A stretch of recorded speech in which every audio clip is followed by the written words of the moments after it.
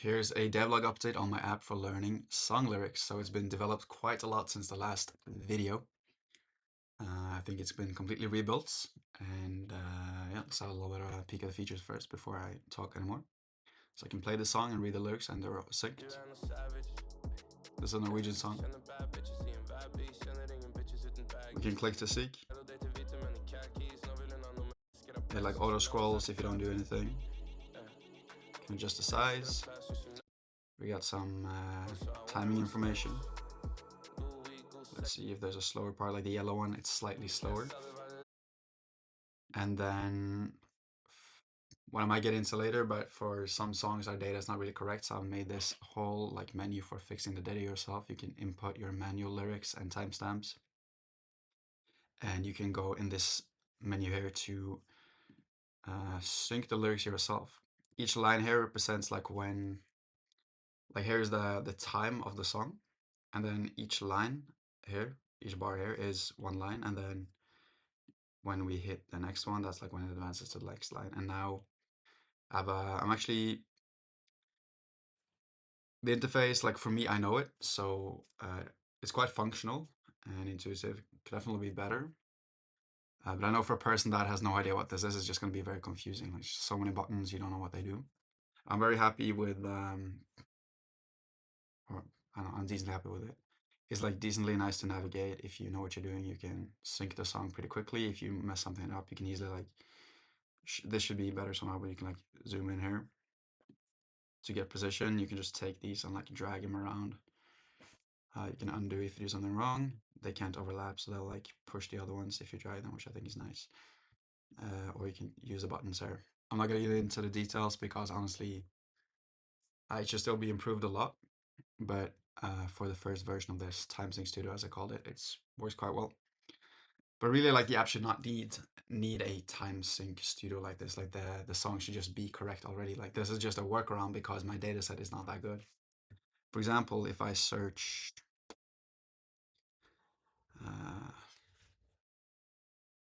I don't know, let's do Dance Monkey since everybody knows about it. First of all, you would expect it to be like the first result, like here, but yeah, the search is a bunch of things I gotta fix. Currently, the search is actually, it's bottom aligned, so the first result is down here in the bottom. And I realize my face cam is probably covering everything.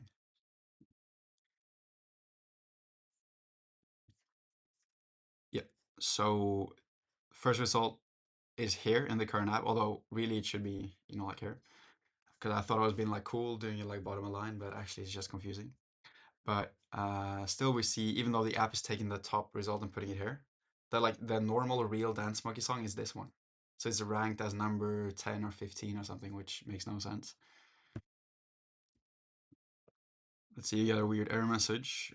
It's because the way we're getting the data right now, I don't have access to the like a good data set like Spotify or Apple Music. So we're using some workarounds here. The lyrics are being fetched from this thing called LRC Lib, which is it's an amazing resource, to be honest. Like it's amazing, especially for these like niche Norwegian songs. It even has the lyrics and they're synced. This is just an open source thing where like anybody in the world that wants to contribute, it's kind of like Wikipedia just for song lyrics, and anyone can use it in their app, which is nice. But the data is not as clean and as good as what Spotify has, for example. And I tried using this as the main like song search as well when you go here to search songs, but it's weird. For one song, it'll give you like 10 results for the same song and you don't know which one to pick. So I realized we could use the iTunes API as well to search, but again, it's not as good at ranking as the more modern like Spotify or Apple Music APIs. So I want to change my app to use one of those. Spotify would be best because I already have an account there, a subscription there. But for some reason, the Spotify portal has locked down and they're not giving any information about when it's going to open up. Let's see if it's still. Yes, we're making some changes, blah, blah, blah. So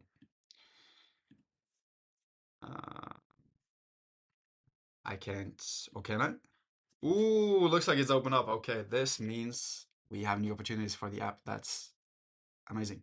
So this was locked down and I did research on it and it turns out they just kind of like locked it down a month ago, 2 months ago. and they gave this generic explanation that they're just improving it for everyone. But and that was currently like you cannot create a new app in the Spotify developer console. So if you don't have one already, you cannot create a new one. I didn't have anything from before, and they didn't give any information about how long it would take. So I just didn't know. But it looks like it's okay. So this now I can set up this, which means I can one use the Spotify API for the search. It's going to be amazingly better than what we have. And secondly, what this opens up, if I want to use it, is it's kind of separate. Spotify has multiple products, but it's the Spotify SDK something, web SDK, I think. Web playback SDK, yes. Currently in our app, the way it's playing the songs is that um, it's actually just playing the YouTube video. So it goes on YouTube and it searches the song, or sometimes we have like a linking service, but it essentially just like it's like essentially just searches the song. And for a lot of songs, YouTube has like one video which is just the song, and then either it's a music video or it's not even a music video. The video is just like the album cover. That's the best ones. Problem is that for a lot of them, the music video has like added stuff that's not in the song. The music video has an extended intro, or it has like suddenly in the middle of the song, kind of like a break for an extra scene in the video, which messes up our app. So our app for Dance Monkey has automatically found a YouTube video which has this length, 357. So it's probably this one. But let's have a look. It has this whole intro which is not in the song. The song starts, I don't know, here. Yeah, like 20 seconds in, which means if I play the song here now,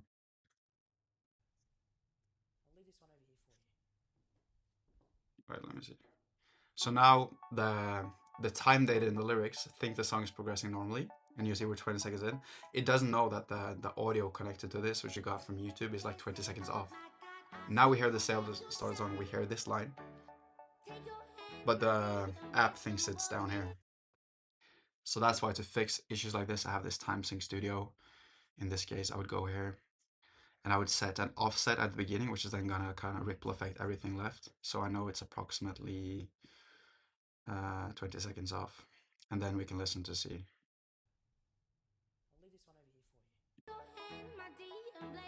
Okay, so I missed a little bit. It's a little bit more. So now the blue one shows where the app thinks the timestamp is currently. But it's still a little bit behind, so I'll drag it a little bit more. You want to see jump? It's a little bit slow. Let's listen. That's pretty good, okay. Let's see one more. Maybe a little bit ahead. This is pretty good, okay. So now I go back here. So they say. So now it's pretty good. So I fixed it because this video, there's just a silence at the start. So you just need to figure out how long that is once. And once you do that, then it's perfect. But then some songs, they're just badly synced. Like some of the lines are 2 seconds off or whatever. So you can go in this app and take full control of like every single line if you want to. But obviously that's complicated. And like, do you really ever want to do that? Honestly, no. I just want to have the functionality here in case there's a song I want to learn through the app where the data is not correct. Or you could also change the timestamps here. This is just like a text field. So it's more like raw control, but less like smooth keyboard controls. Also, some songs will just have the lyrics without any of the timestamp data. And in that case, you can sync the song yourself in a decently smooth way, which is like you will. I actually want to show that. What's a song where we don't have synced lyrics though? I have no idea. Um, Maybe like this one. Oh yeah, perfect. This is a Swedish song. Okay, there's no. This sounds a little bit weird, I think, to anyone that doesn't know the song. Okay, there's no timestamps here, so I can't click the lyrics to sync, and they're not gonna highlight. So then I can go here. You see here, there's no timestamps in the lyrics, but we can make our own. And so I will just listen to it, and every time I hear the song starts on the next line, I just press one button, and then the app kind of saves that timestamp and knows that that's the timestamp for the line. So I'll just need to like listen through the whole song once, click the button every time I hear this new line, which I'm reading on the screen, and then the song is synced. And then if I miss a little bit here and there, then you can go and fine adjust them later. You don't need to do the whole song the whole way through if you want to. You can pick any line, any segment, but that's like the most efficient way. So it would be, let's see, I need to rewind.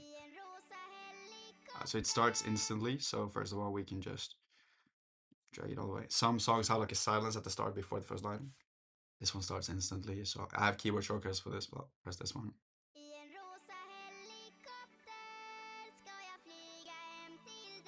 And I'm just pressing the N key every time the line finishes and the next one finishes. Oh, there I missed a little bit.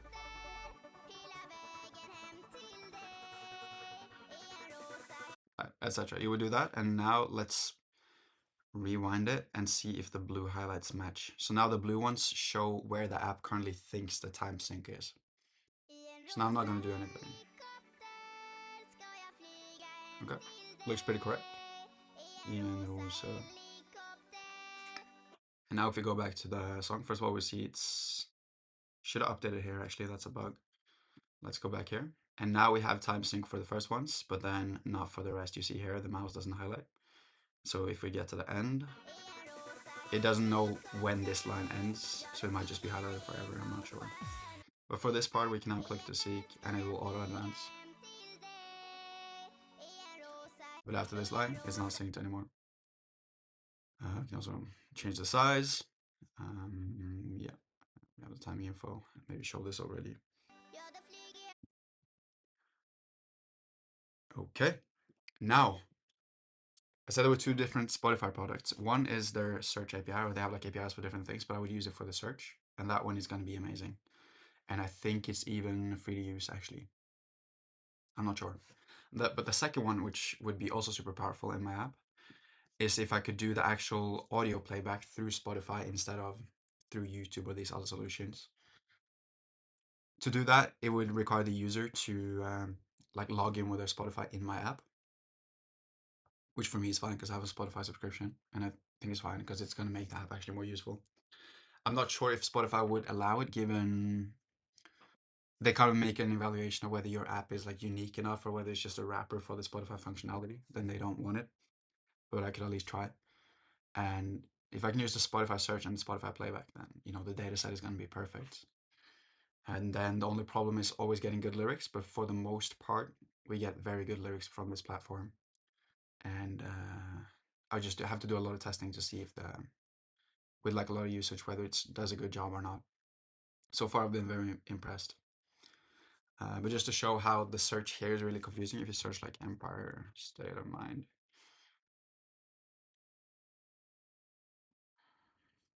look like, shouldn't there be one result?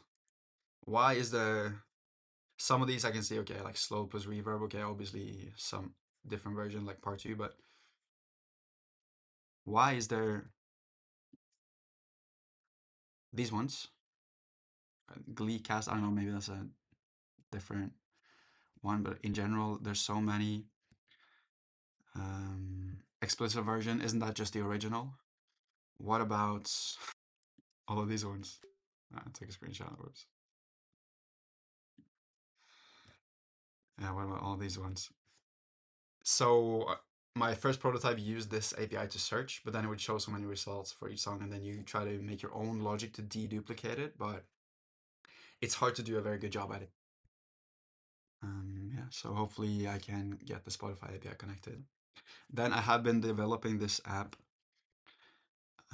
exclusively actually with Codex. Well, I did initially. I made. It's been a while. To be honest, I don't want to yap too much about all the things I've done in this app. For a long time, I made the one prototype first with V0. Then for a long time, it existed just in my notes here. It's kind of like spec-driven development, I guess. I wasn't familiar with the term at the time, but I've heard it since. I tried defining the app, like thinking it out in my head and defining it in text because I know AI tools can code the thing very quickly if you just have a good prompt. So I tried defining it in natural language, which initially worked great. Whoops. But over time, became very hard to keep track of all the files and make sure. So the main document is really, it's not this. The main document is, this one's quite short. It's really this one. It's like the front end user experience is what I focus on the most. The back end, I haven't done much, to be honest. Yeah, it just kind of did it for me. This document just grew and grew and grew, and over time it became difficult because it becomes almost programming natural language, where after a while I would maybe change the term I use for one of the components in the app, or I would like change the definition. And then I suddenly have to think about everywhere in the document where I'm referring to that same concept or definition and make sure I update all the references. And then you kind of try to like do like the search to look for the doc, for example. But since it's natural language, you don't always refer to it in the same way. And I just started missing the features that you have in an actual programming IDE, where like for a variable or a definition, you can see all the usages, all the references, the definition. But that doesn't work in natural language. So over time, like this got to a point where I did this too much. I should have gotten into the code quicker. But it was an interesting, different approach to try compared to all my projects previously with like AI coding, like first coding, but then when AI coding came, we're always gone just straight into like AI coding from the start. But then always feeling like you get stuck in these small holes, which I wanted to avoid by having a better plan beforehand. So I'm still trying to figure out what's a good workflow. I think this time I went too far in the direction of just keeping it conceptual before I like made a lot of code. But it was interesting. Then eventually, once I had it good enough, I put it into V0 by Verzel to make the behavioral prototype, is what we called it. Essentially, just like the front end with mock data. And so I made a mock data JSON file as well. And then once that was working, I was happy with the user experience and the animations and stuff from that. Then I like connected it to GitHub, or I downloaded it or something and just got all the code. Then I opened it up in Codex, and first thing I asked it to do was actually very impressed. I don't know if we still have it here.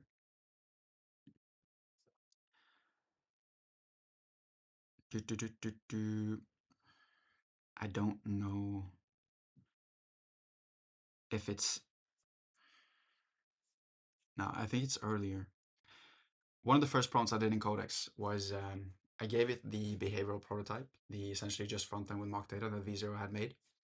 And then I gave it just all my notes, just all of this, and something from here. Yeah, this document was first like defining the whole app in one document. Then I realized I really needed to split it up, especially like some of the technical API details versus more like UX feeling things, which is why I tried this structure. And so this, I never made, I was supposed to make this, yeah, TDD, technical, like this is kind of the front end definition and this is kind of the back end definition, like loosely said. But this document is very lacking because I never spent the time to actually write it. There's only one pointer because I did a deep research thing on this. But a lot more of it is laid out in this one. But this one is also mixed. Like I made this one previously. It's an earlier document. It mixes a lot of the front end and UX and animations and styling together with the back end logic and API calls. It's very cluttered, and it has some like things I'm uncertain about and decisions. Just a lot of information that's not all relevant. But I just gave this to Codex with the functional front end thing, and I said like this document is older, but it's still useful context. I explained how the current version was made, and then I asked it to just make it into a full stack app, like set up all the backend stuff. And based on this information and just doing research on its own, and it literally connected it perfectly in one prompt. And that was one of the most amazing AI experiences, actually. It did it fully correctly, tested the API, set up reasonable fallbacks or error handling. It just like connected the APIs correct. It was just really smooth, that one prompt, but I couldn't find it. And then in general, I've just been working on the app through Codex. It's been really cool experimenting with the like cloud feature where you can run this thread in the cloud, and then when it finishes, it just makes a pushes it on a separate branch and makes a pull request to your main or whatever you want. So you can review the thing. And since it's connected with Vercel, Vercel will just go ahead and make a preview branch for every or it will make a deployment for every branch, which is amazing because whenever Codex makes a like bug fix or a new feature in a separate branch and then submits a pull request, then Versal just makes a new like temporary domain where you can just like actually see the live version of this thing and see if it works correctly or not. So currently there's some pull requests from stuff I've done through the Codex thing which I haven't reviewed properly. For example, let's see, I don't know which one I should uh, click on right now. Isn't there one with the search? Yeah, I guess this one. And then we just go down to Vercel preview. And this is now just like some temporary domain for this branch. And I can do this on my computer or my phone. And it's just like another version of my app. And here I changed it because the search is currently bottom aligned because I thought it was cool, but then I realized it's just bad user experience. It's not, it's just confusing. The top result should be at the top, even if the search field is at the bottom. And so again, I'll search like dance monkey. And now the first result comes here, but we still have the issue with the search ranking where just like the ranking algorithm is not good. And so it'll still appear here. So honestly, this is not a good example because it kind of looks like it's better in a way, but it's actually opposite. So this would be the bottom result, and this is the top result in this version. Yeah, I realize this demo doesn't show it very well, but I'm hoping the way I'm explaining it, it's understandable. And then if I'm happy with it, which I know from the way the code works that is actually correct. It's now top aligning, like it's showing the first result here and then downwards, and also like it's defaulting to actually being like scrolled to the top when you search. So now I could um, just go to GitHub. I could just click this button, and then Vercel will automatically deploy it on the main domain in like 1 minute. And so that's super cool. And I've been experimenting with doing this workflow just from my phone as well, which is fun. It's kind of like, it's very much like vibe engineering, vibe development, but you can be on your phone while you're on the train, for example, just play with your app. And then if you notice a bug, you just open the ChatGPT app on your phone. And let's see, it works on the desktop and phone, but if you're on desktop, I might as well just be in the Codex app and feel like I have more control. But on the go, it's very fun to go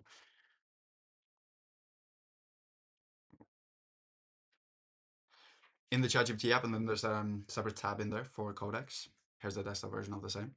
And then you just connect it to the project and you just record a voice recording for maybe like 5 minutes where you explain exactly what happened, like what the bug is, how it's happening, how it's incorrect, how it should work instead, how you want it to work.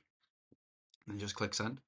Thing goes and works in the background. It like has access to your GitHub repo. It copies it in the cloud, puts it on a virtual machine somewhere. Then it does its Codex work, and then you just get a notification from the ChatGPT app when it's finished. And then I just open it in, like I'm showing it on desktop, but I would more normally do this on mobile because it's a very hands-off approach. It does its work. I can look through if it looks like it understood it correctly at the end. Like if it's seems like it fixed a completely different thing than what I asked about, you just follow up. But usually if you described it well, it will have solved it essentially. And so you just click like this button, push to GitHub, and then it turns into this view PR. You go here, now you're on your phone, and then you click the preview thing. And as you're just on the train, now you can see the new version and play with it. And if it's correct, you just click merge, and it's a very smooth workflow. I think that's enough yapping about the project for now. This has not been my focus lately. I've been working on something else. Which I want to make more videos about. This has caught my attention so much. OpenClaw. This is what I'm spending my time on these days, trying to figure out, just how to automate as much as possible, set up cool systems, get a powerful personal assistant. I'm still in the very early phase of this, but I do also want to improve this lyrics app, fix some of the bugs now, and especially now that we have the Spotify thing available, look more into that. But yeah, lately I've just been looking more at other AI stuff and OpenClaw things. If I set the OpenClaw up a little bit more so it's more powerful, then maybe I can make it just um, manage this project for me. I don't need to even vibe code it anymore. I just vibe with OpenClaw and have it vibe code the lyrics app for me. That would be pretty cool. Uh, that's enough for now.